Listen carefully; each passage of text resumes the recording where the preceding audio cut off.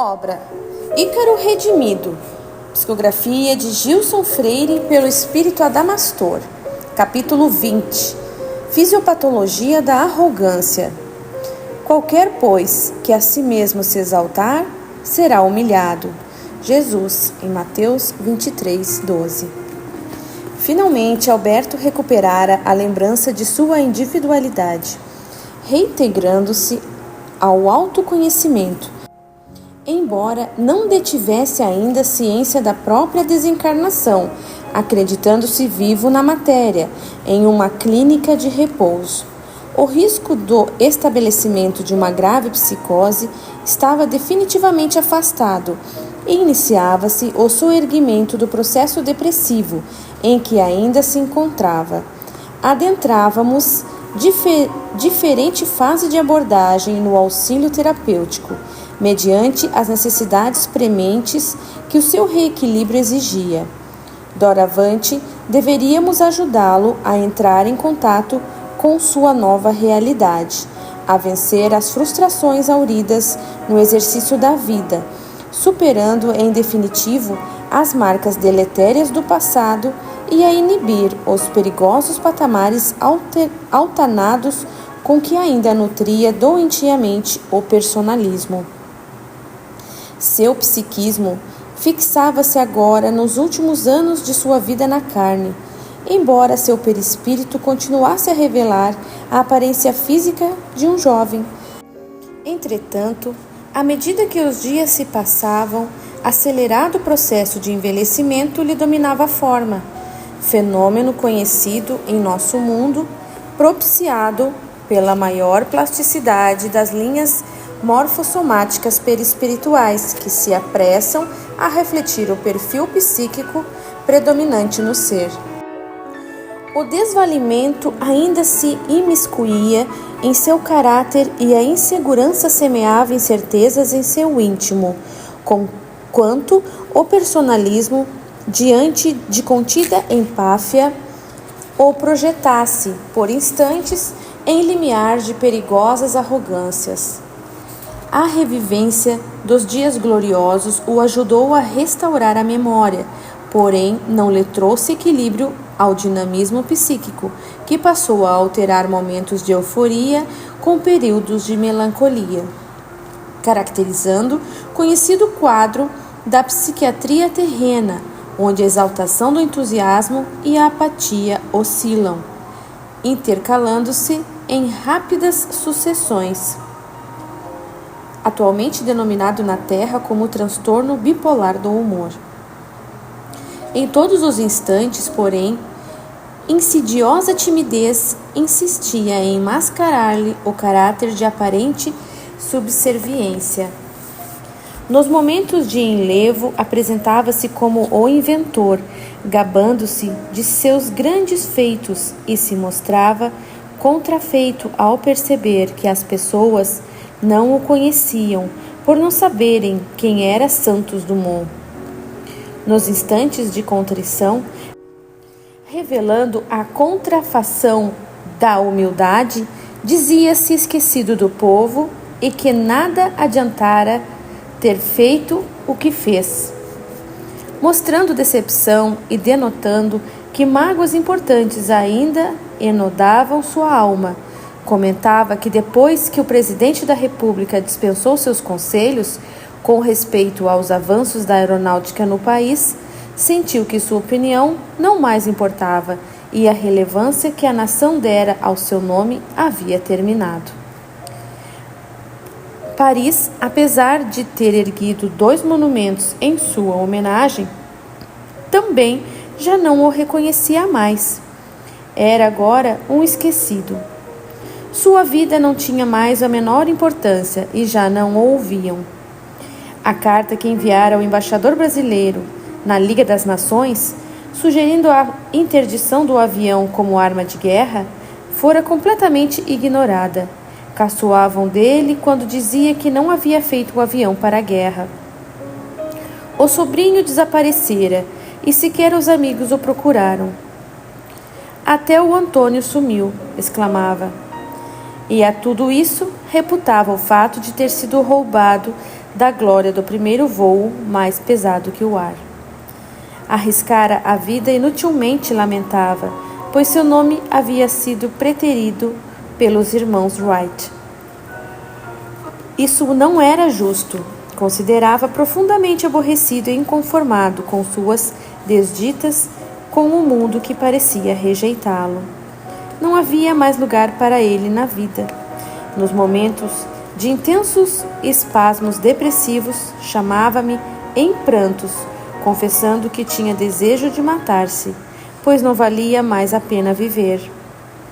Convocando novamente Adelaide, suscitei-lhe: se não continuarmos nosso exercício terapêutico, em breve assistiremos ao estabelecimento de nova e profunda contração psiquiátrica, semelhante à que o levou ao suicídio, seguida de precoce e completo envelhecimento, perturbando-lhe a saúde e a felicidade no plano espiritual. Adelaide, as doenças do psiquismo humano, como a depressão, apresentam-se no mundo espiritual com muito mais pungência, pois aqui as forças psíquicas desequilibradas não se encontram acomodadas ao abafamento que a carne lhes impõe, nem atenuadas pelo ouvido que normalmente oculta o espírito à realidade de sua indigência.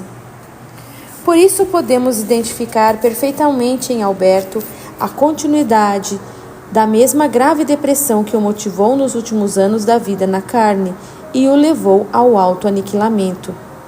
As forças remanescentes da autocatálise ainda se reverberam em sua intimidade, minando-lhe a resistência psíquica, momentaneamente melhorada pela revivência das vanglórias de seu pretérito e pela reconquista da autoidentidade.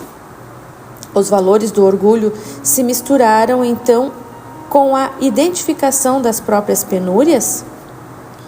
Isso mesmo, Adelaide, o restabelecimento da memória, embora salutar e necessário, trouxe também como consequência a conscientização da penúria íntima, assomando suas dores e aprofundando assim suas angústias.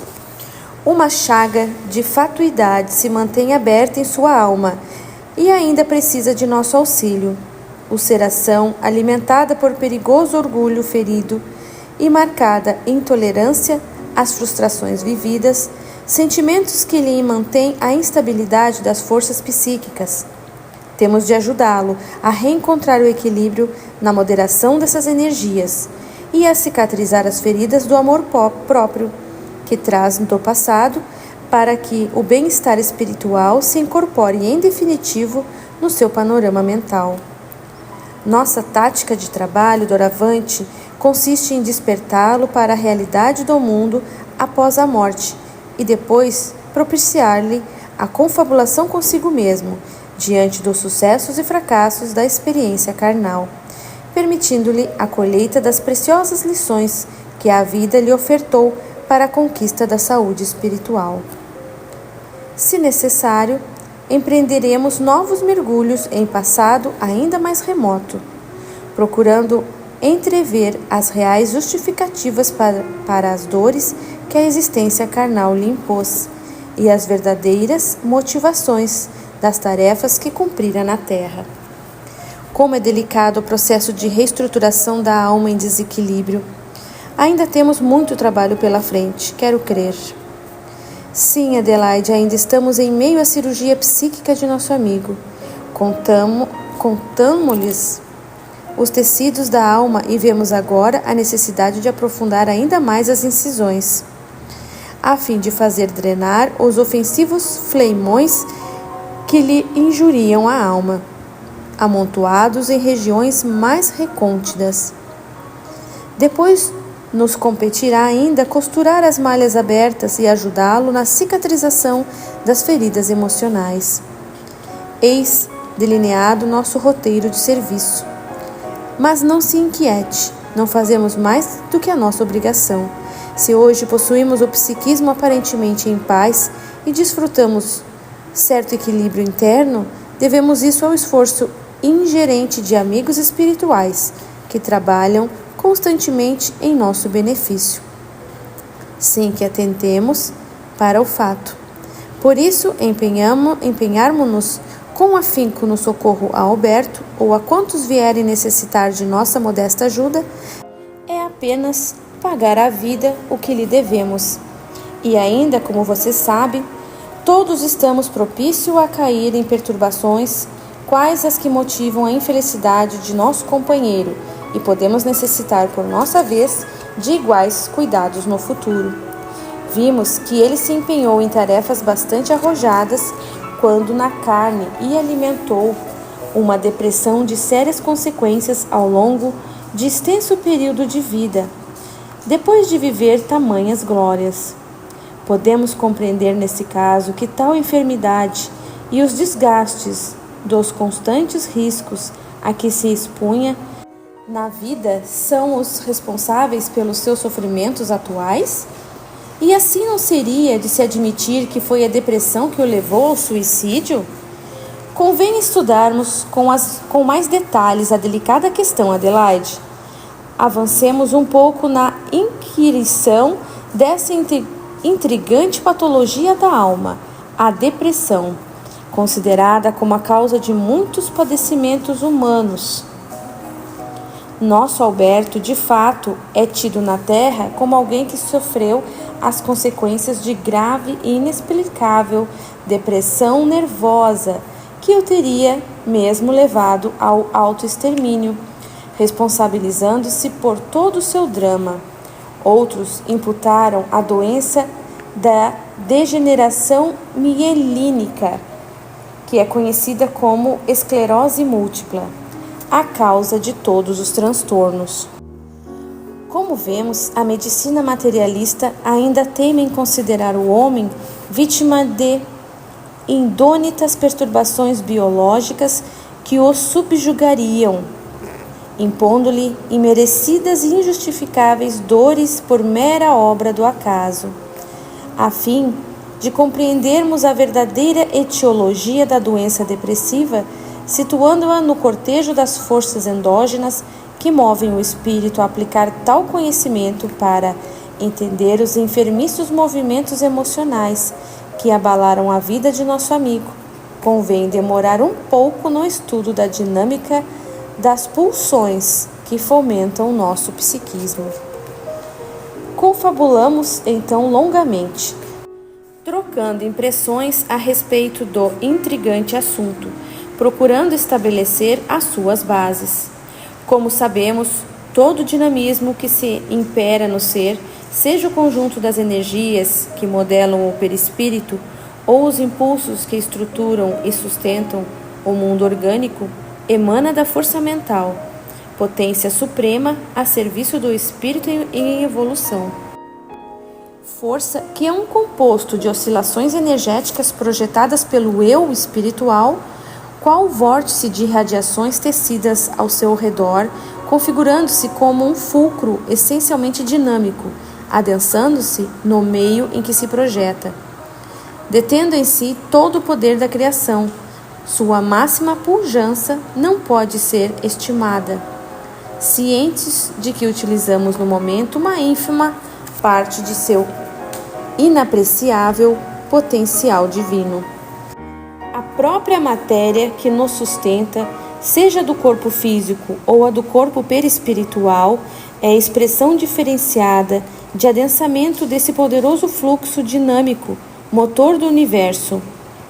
Tal força magma da vida, sendo uma expressão energética, é regida pelos mesmos princípios que orientam todos os impulsos dinâmicos que movem e sustentam o mundo físico, pois a vontade divina se exprime com leis unitárias que igualam em qualidade todos esses fenômenos, diferenciando-os apenas em níveis quantitativos de manifestação.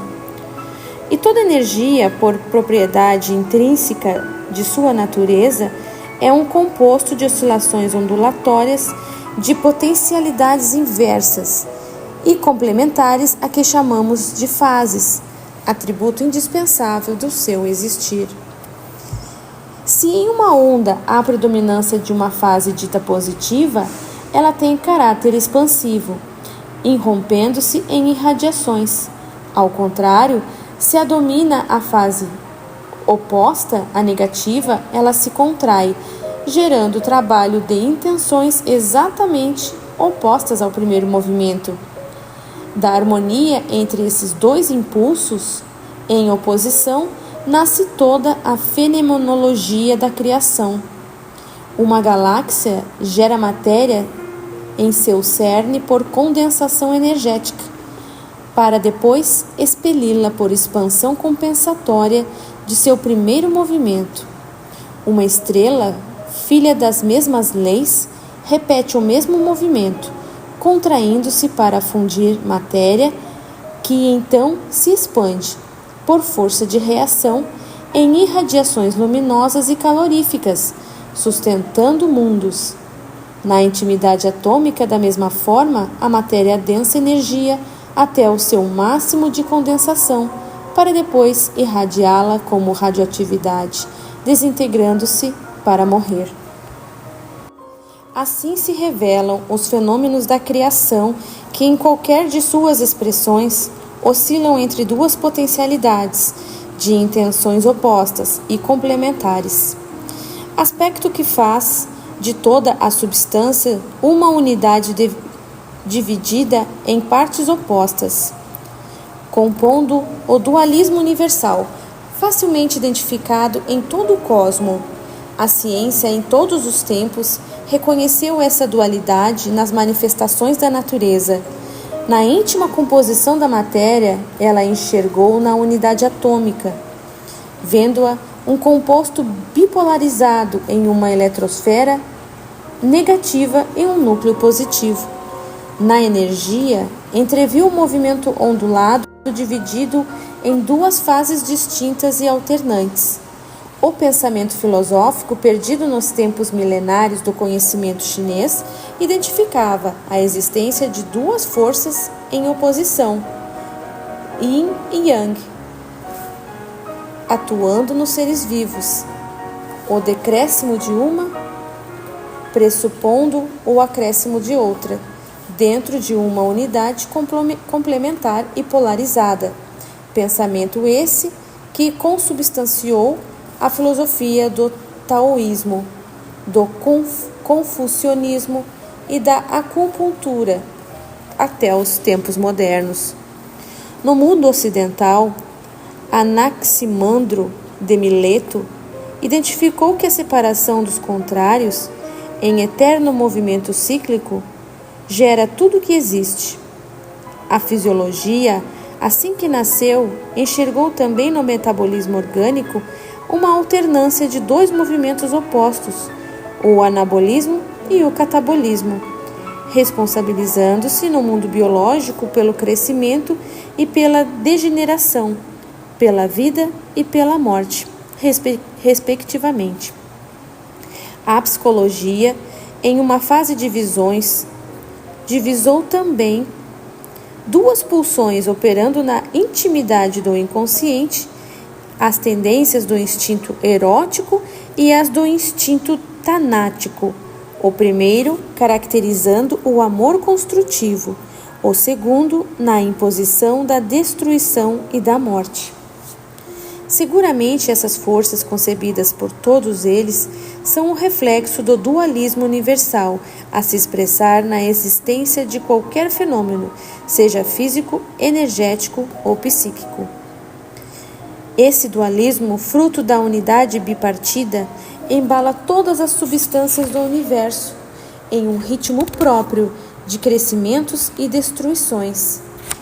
Dois movimentos que se abraçam, sustentando-se e se complementam no divino dinamismo da criação, fazendo de todo fenômeno um ato polarizado em duas fases opostas, a expressar-se como uma dança de impulsos contraditórios. No mundo moral, o bem se alterna com o mal e a alegria com a dor. No reino biológico, a vida com a morte, a saúde com a doença, a vigília com o repouso, o crescimento com a decrepitude, o anabolismo com o catabolismo. No plano físico, o caos com a ordem, a sombra com a luz, o positivo com o negativo, o dia com a noite. A razão da existência do fracionamento da potência criadora nesse dualismo de oposições é estudada no plano em que vivemos, porém, não é motivo de nossas inquirições no momento, extrapolando os limites desses modestos relatos. Portanto, a força mental, em última análise, não poderia deixar de ser também uma pulsão de igual comportamento. Ela se contrai e se expande em obediência à sua própria essência, impondo seus ritmos a todas as manifestações que se lhe subjugam, ou seja, ao corpo psicossomático e ao corpo físico. Por isso, estes são também unidades pulsáteis, constituídas de fluxos alternantes de expansão e contração, de crescimento e degeneração, dilatando ou contraindo-se. O ser vivo repete assim os mesmos movimentos que embalam todo o universo. O bailado cósmico, caracterizado na mitologia hindu pela dança de Shiva. Na matéria orgânica, assistimos a esses dois movimentos determinando ritmos periódicos e alternantes de construção e destruição. A biomassa nasce, desenvolve-se, para depois degenerar e morrer, formando e quebrando-se em seu constante e desassossego metabolismo, feito de fases anabólicas e catabólicas. Por isso, o ser vivo alterna repouso com atividade, crescimento com degeneração, vida com morte, movimentos impostos pela força mental que o dirige. O psicossoma, como veículo essencialmente energético, não poderia deixar de ser o primeiro a responder a essas oscilações impostas pela força mental. E por isso, como vimos, ele se contrai e se expande. Isso faz do corpo perispiritual uma unidade consubstanciada por um equilíbrio de energias opostas de expansão e de contração, de cuja troca de impulsos se origina o seu dinamismo vital. Assim é que o vemos expandir-se após a morte física e contrair-se nos instantes que antecedem a reencarnação. Da mesma forma que vemos o corpo físico crescer após o renascimento, para degenerar e derruir-se na iminência da velhice e do falecimento. Dessa maneira, através da intermediação das energias psicossomáticas, a força mental se manifesta no mundo fenomênico da forma, tecendo para o espírito a sua vestimenta energética e física, embalada pelos seus mesmos ritmos, impondo-lhe o seu funcionamento cíclico de crescimento e decrescimento. Ritmos que criam o reciclar da vida em todas as suas expressões e, se permitem em si mesmo a morte, é para que o arcaico se renove na constante restauração de todos os valores do ser. No mecanismo da evolução, o velho precisa ser destruído para que o novo se construa, promovendo-se o aperfeiçoamento constante do espírito. Por isso, o impulso de renovação está em permanente luta com a tendência de conservação. Sem esse ritmo, a vida não estaria sujeita ao progresso permanente e seu existir não seria possível no substrato da matéria, obstaculizando-se, em definitivo, o evoluir. Em decorrência desse fato é que admitimos a necessidade da destruição no seio de uma criação permanentemente renovada. O espírito em evolução é, portanto, uma unidade oscilante, alimentado por forças bipartidas de contração e de expansão, embalando-o, qual onda de fases positivas e negativas, o que lhe caracteriza a caminhada por ciclos. A dinâmica da personalidade, a consciência, o pensamento e a vontade, operando na intimidade do ser, oscila igualmente na permanência entre esses dois polos, em equilíbrio instável de ciclos complementares e opostos. Viver na alternância entre a positividade e a negatividade é a única possibilidade de existir no plano da instabilidade em que nos projetamos. Tais ritmos se manifestam também no mundo espiritual em que nos situamos, pois as mesmas leis cósmicas que sustentam a vida na matéria entretecem e conduzem igualmente a nossa existência. Por isso, o psiquismo e o perispírito, onde quer que se manifestem, na carne ou fora dela, são embalados pelos mesmos impulsos de retraimento e refazimento, submetidos ao mesmo metabolismo evolutivo cíclico. Para melhor compreender essa dinâmica do espírito e sua reverberação no psiquismo e seus veículos, compararemos o seu movimento ao de um pêndulo que se agita em oscilações constantes entre dois extremos. Em um polo, que chamaremos positivo, domina o crescimento do ser, arregimentado valores em atividades de acréscimos e expansão rumo à divindade. No outro, o negativo, prepondera a quietude ou repouso, recolhendo-se o eu para o seu interior, permitindo-se assim a elaboração e o amadurecimento das conquistas amealhadoras. Na aventura de construção de si mesma, a consciência dilata-se para assenhorear bens, para depois se contrair e amadurecê-los na aparente quietude, em desassossego e recorrente frênito de mutações.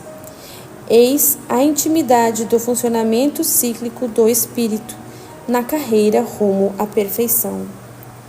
Assim, segue a vida em ondas de ascensão e descidas periódicas, mas com ganhos constantes na aquisição do progresso, pois as retrações recorrentes nunca são suficientes para fazer deteriorar e perder os valores solidamente arregimentados pelo ser. Fases dinâmicas que se alternam no exercício da vida, como norma do existir nas dimensões atuais em que nos encontramos. Admitimos na atualidade e no plano em que nos manifestamos que a sujeição a esses ciclos é provisória e um dia findar-se-á, quando nos libertarmos das sucessões de nascimentos e mortes, abandonando definitivamente a existência da matéria, ao adquirir a condição de espírito puro. Patamar que, se vislumbrarmos como uma realidade, ainda é motivo de conjecturas e suposições, por se achar bastante distanciado de nossa condição atual de discernimento. Viver entre esses impulsos antagônicos faz parte do processo natural da vida, e respeitar os seus limites é manter-se na saúde e equilíbrio máximos que nos é permitido amealhar. Contudo, no exercício do livre-arbítrio, dado ao ser que atingiu a maioridade, pode o mesmo ultrapassar, em certos patamares, as zonas da normalidade, estendendo pretensões expansivas para o além de suas naturais barreiras, antecipando a glória a que faz jus. O espírito em evolução anseia viver permanentemente na máxima expressão de seus atributos natos, sem aguardar que o paulatino crescimento e a meritória aquisição de conquistas o projetem na plenitude da potência para a qual foi criado. A busca da felicidade, maior estímulo que justifica o existir e herança genuína do Criador, leva-o também a pretender a todo custo a plenipotência de suas faculdades, como se ultrapassar as contingências naturais do crescimento fosse a única possibilidade para o máximo prazer do eu. Por isso, exceder todas as medidas que nos cerceiam constitui a motivação básica da rebeldia que caracteriza o espírito nos baixos níveis evolutivos da consciência. Exercer o egoísmo inadequadamente, enaltecer o próprio eu sem barreiras, projetando-se como o maior dos seres da criação, vangloriar-se e ser idolatrado como a máxima realização da divindade, para depois competir com o próprio Criador, submeter os semelhantes aos seus próprios interesses e fazer da existência motivação única para a sua felicidade. Eis a doentia utopia que move o espírito rebelde nos patamares involuídos da vida. O egoísmo, sonho de toda criatura ainda distanciada da realidade da lei divina. Doença básica identificada na raiz de todas as dores e dramas humanos, em todos os tempos, do passado e do presente. Eis por que impor limites ao egoísmo e estabelecer o amor aos semelhantes são os pilares sagrados do ensinamento evangélico. Em nosso plano de estudo, tal inadequada expansão de força mental é denominada hiperegoísmo, ou seja, o exagerado crescimento do ego. No exercício do hiperegoísmo, o ser utiliza atitudes e empreende hábitos que em seu conjunto são chamados de hiperpsiquia, caracterizada por grande determinação exagerada, autoconfiança, exaltada busca de prazeres e destemida presunção, expressando-se a arrogância em toda a sua pujança. Como se pode entrever, o hiperegoísmo é doença que nos acompanha há tempos na jornada da vida, tendo-se incorporado com o hábito em nossa personalidade, reflexo herdado da vida animal que nos entreteve por longo período. O exercício pleno do egoísmo ainda nos abasta o eu de falazes alegrias, superar os demais em todos os aspectos, ser maior por mais simples deleite da vaidade, é sabor intensamente almejado por todos os anseios humanos em todos os tempos, mesmo que para isso seja preciso roubar a alegria alheia e semear infortúnios, pois liquidar aqueles que nos obstaculizam, a cobiça sempre justificou os mais bárbaros atos. Por isso, a motivação excitante de todas as maldades empreendidas pelo espírito na jornada dos séculos sempre se baseou nos arroubos do egoísmo e do orgulho. Ao examinar a grave questão e trazendo à baila toda a história da humanidade, vemos que a hiperpsiquia esteve sempre impulsionando todas as aventuras e desventuras humanas, abonando todos os seus ímpetos destrutivos com o único propósito de elevar os seus protagonistas a patamares inadequados e enfermiços de megalomanias. Recordo-me de que a psiquiatria terrena, em sua proposta de classificação dos transtornos mentais, vê depressões que se comportam como distúrbios de natureza unipolar e outras como bipolares. Atentemos para o fato de que a ciência terrena tem para sua observação somente o reduzido intervalo de uma existência, Adelaide. Suas conclusões são errôneas por não poder assambarcar a pré-existência e a continuidade da vida, onde os movimentos opostos e complementares forçosamente se apresentaram ou se apresentarão. É necessário compreender que todas as depressões são bipolares, pois todas são configuradas na dinâmica das forças mentais bipartidas. A exacerbação da contração será sempre consequência da exaltação da expansão, configurando os dois movimentos complementares, como vimos. a alegria e o entusiasmo na fase maníaca, filhos da arrogância, alternam-se com a apatia da queda de humor em qualquer situação. Na maioria das vezes, contudo, a primeira fase, a da exaltação, não pode ser apreciada pelo observador terreno, por se encontrar em existência pregressa, onde realizou seu movimento inicial, deflagrador do quadro que se apresenta ao longo de toda uma encarnação, sem uma causa que a justifique aparentemente. O comportamento da onda mental, excessivamente dinâmica e imutável, pode exceder nossa capacidade de observação por se projetar em outro momento da vida, fora da limitada dimensão temporal do homem encarnado.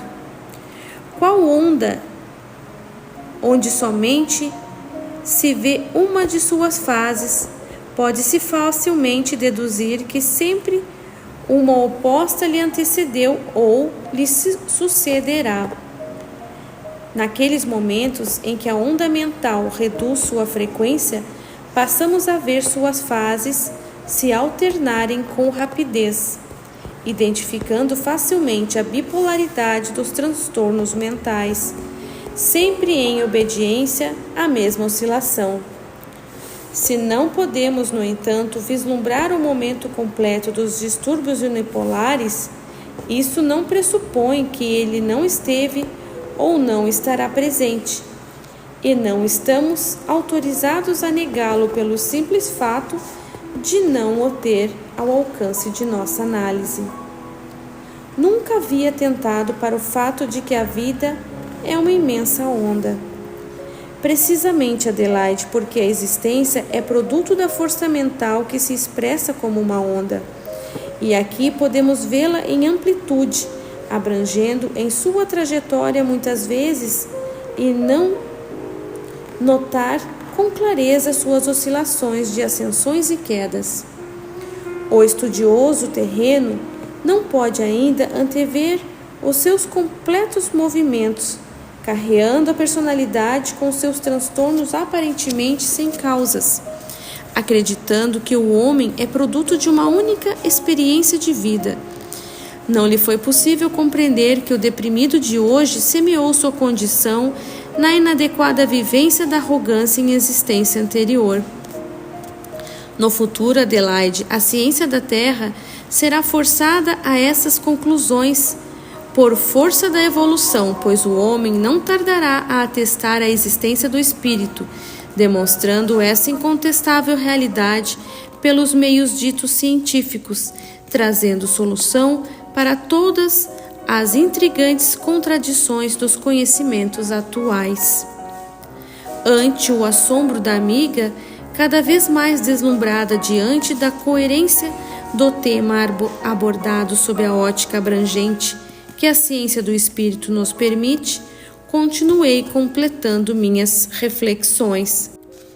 E atentemos para o fato de que o movimento predecessor e indutor do desequilíbrio não é identificado como uma doença entre os homens, que não reconhecem o potencial enfermiço da arrogância, se ela não atinge as raias da megalomania.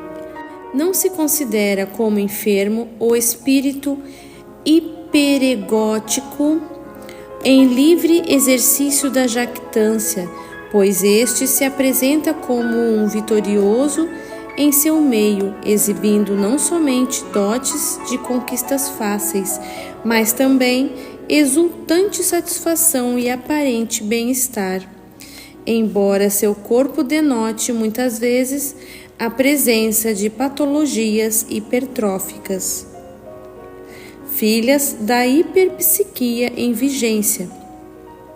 A ciência médica terrena não correlaciona essas alterações com o palco hipertroficamente desalinhado do psiquismo. O organismo físico é, contudo, fiel indicador da real situação da desarmonia que impera no panorama mental, reflexo seguro do doentio gradiente hiperdinâmico. Somente quando se instala a hipopsiquia, reverberando a contração das forças mentais, com todo o seu exuberante cortejo de dores e angústias, acorre a ciência médica afoita à procura de vilões que justifiquem o distúrbio, buscando-os no campo das consequências. Sem conseguir identificar a hiperpsiquia como a verdadeira etiologia de tais transtornos, não encontra ela outra alternativa senão imputá-los às depressões neuroquímicas ou aos traumas psicológicos, como se nada justificasse a suscetibilidade a esses males. Compreendo, contudo, ainda não abrangir todo o conhecimento de que necessito para acalmar minha ansiedade. Como o indivíduo muitas vezes colhe os reflexos de suas exaltações em outras existências e não pode recordar mais dos excessos que motivaram suas carências, qual o valor em sofrer efeitos tão distanciados de suas causas? Não se perdem as lições para o espírito? A limitada noção de tempo que flui de nossa razão não é a mesma que determina o ritmo dos fluxos energéticos que vertem do espírito. A função letiva da dor, embora aparentemente distante das causas que a determinaram, pode não ser compreendida pela nossa limitada razão, circunscrita ao presente, mas é seguramente compreendida e arquivada pelo inconsciente espiritual, que, na verdade, nos move na vida. Nossa memória extracerebral abrange toda a aventura do existir e sabe arquivar experiências e corrigir os seus impulsos pelos campos seguros da intuição. Por isso, nenhuma lição se faz sem proveito, pois tudo percebemos e tudo registramos, ainda que não guardemos a nítida consciência disso. A experiência é arquivada devidamente e exercerá a sua ação corretiva de forma inconsciente, no momento adequado, retornando sempre em benefício de nosso aprendizado. Quando a evolução nos permitir dilatar a própria visão, abrangendo maior extensão de nosso mundo íntimo, poderemos compreender com clareza todos os nossos movimentos na jornada da vida, entendendo a necessidade de todas as dores sofridas, por mais duras que nos tenham sido. Adelaide não se animou a interromper-me, então agreguei. É verdade que muitas vezes assistimos a espíritos renitentes no mal, exercendo livremente a rebeldia, despertando-nos a noção de que não há lei na criação para detê-los.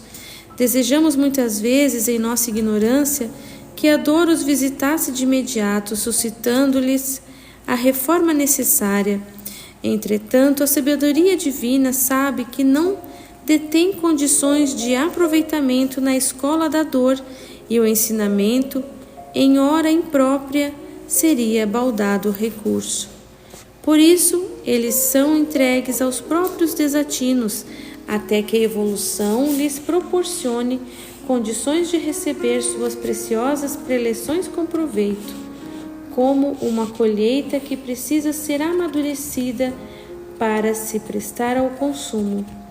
Assim é que muitas vezes vemos espíritos já renovados que aparentemente não necessitariam de corrigendas, colhendo grandes sofrimentos oriundos de causas muito distantes no tempo, exatamente porque esse é o momento mais propício para lhes tornar útil o necessário aprendizado. Ocorre-me ainda, Adamastor, que muitas vezes observamos indivíduos situados em evidente instante depressivo, denotando Entretanto, a presença de patologias hipertróficas no campo físico. Como entender essa correlação que deveria ser exata em toda situação? Lembremos, Adelaide, que o dinamismo da força mental é suscetível de se movimentar em diversas frequências, podendo passar de um momento para outro da exaltação à completa depressão da emotividade, enquanto o corpo perispiritual e muito mais o físico necessitam de tempo maior para se acomodarem a esses doentios impulsos. Por isso, poderemos apreciar uma patologia hipertrófica em campo emocional hipopsíquico, pelo fato de o psiquismo caminhar na dianteira dos movimentos orgânicos. Atentemos ainda para o fato de que nossas forças psicossomáticas obedecerão sempre ao gradiente de plenitude predominante no dinamismo mental, que pode, em um momento, carreado pelas circunstâncias a que se expõe, denotar movimento em direção oposta. É assim que o indivíduo em franca hiperpsiquia subitamente pode conduzir sua psicoenergética para a hipodinamia, motivado por falências ou frustrações súbitas em suas pretensões, enquanto seus veículos psicofísicos continuam obedecendo a resultante dos impulsos hipertônicos ainda predominantes. Ainda vemos que o quadro mental, muito mais dinâmico, estará se adequando às condições do presente, enquanto o corpo físico continuará refletindo o passado, até que, uma vez esgotado o primeiro impulso que o guiava, possa atender aos últimos impositivos das forças psíquicas. E não se pode negar que vemos muitos enfermos apresentando patologias hipertróficas no corpo físico, sem denotarem aparentemente um correspondente campo mental depressivo. A hipopsiquia, nesses casos, encontra-se inaparente? É pertinente atentarmos para um outro fato importante. Os princípios divinos que regem nossa organização atuam de forma a facilitar a transferência de toda a desarmonia da força mental para os corpos periféricos que nos compõem os veículos da manifestação. Por isso, quanto mais saúde tem o indivíduo, mais na periferia ele manifestará os desequilíbrios de sua vida mental. Dessa forma, os potenciais distônicos, tanto da hiperpsiquia quanto da hipopsiquia, serão desviados preferencialmente para os departamentos orgânicos superficiais, drenando-se a desarmonia interna e resguardando-se a mente dos sofrimentos engendrados para si mesmo, destruindo o corpo. Reduz-se o potencial lesivo da força mental desequilibrada, inibindo-a a voltar-se contra si mesmo. Quando, entretanto, todos os intentos orgânicos são insuficientes para a completa exoneração do mal ou sua drenagem física é obstaculizada de forma insuperável, o distúrbio se concentra então em seu próprio cerne, desestruturando-se o psiquismo nas diversas formas de enfermidades mentais. Desta maneira, desafogar a pulsão depressiva das regenerações físicas é reação defensiva da mente, minorando em si mesma os efeitos de suas próprias distonias. Por isso, então, adoecer o corpo é curar a alma, como temos aprendido.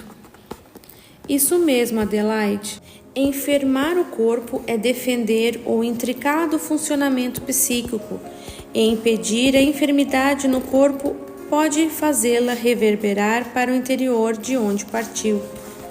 Tais princípios bastante lógicos levam-nos Há graves conjecturas ao denotar a atitude do homem terreno, sempre pronto a reprimir o desenvolvimento de seus males físicos.